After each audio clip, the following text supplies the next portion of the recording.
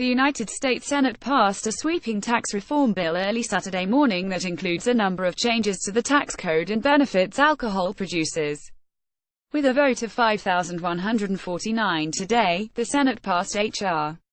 1, the Tax Cuts and Jobs Act, which is the largest tax overhaul in 31 years and includes the Craft Beverage Modernization and Tax Reform Act (CBMTRA). After the vote, President Donald Trump tweeted, "We are one step closer to daring massive tax cuts for working families across America. Special thanks to Senate Senator Mitch McConnell and Chairman Orrin Hatch for shepherding our bill through the Senate. Look forward to signing a final bill before Christmas." The bill will next head to a conference committee, where House and Senate members will reconcile differences in their two bills.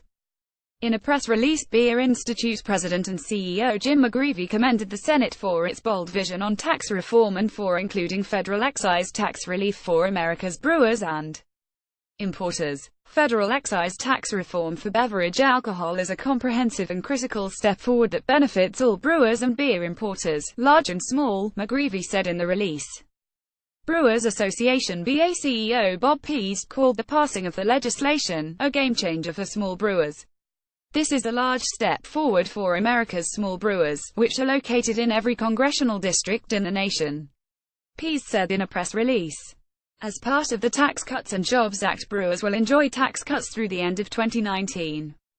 CBMTRA would reduce the federal excise tax from $7 to $3.50 per barrel on the first 60,000 barrels for domestic brewers producing fewer than 2 million barrels annually. The legislation would also cut the federal excise tax to $16 per barrel on the first 6 million barrels for all other brewers and beer importers, while maintaining the $18 per barrel excise tax for brewers producing more than 6 million barrels. According to the BA, a not-for-profit trade group dedicated to small and independent craft brewers, the legislation could create an additional 9,000 beer industry jobs in the first 12 to 18 months after implementation. McGreevey said federal excise tax relief could create an additional $320 million in annual economic growth in the beer industry. He also thanked the 300 representatives and 55 senators for their support of the legislation. "We thank Senators Roy Blunt RMO and Rob Portman ROH for the leadership, and we look forward to working with Senate and House leadership as well as the members of the conference committee and urge them to include this provision in the final conference report," he said in the release. A number of alcoholic beverage lobbying groups have backed the legislation, including the Beer Institute, the Brewers Association, Distilled Spirits Council of the United States Discus, American Craft Spirits Association, Wine America and the Wine Institute.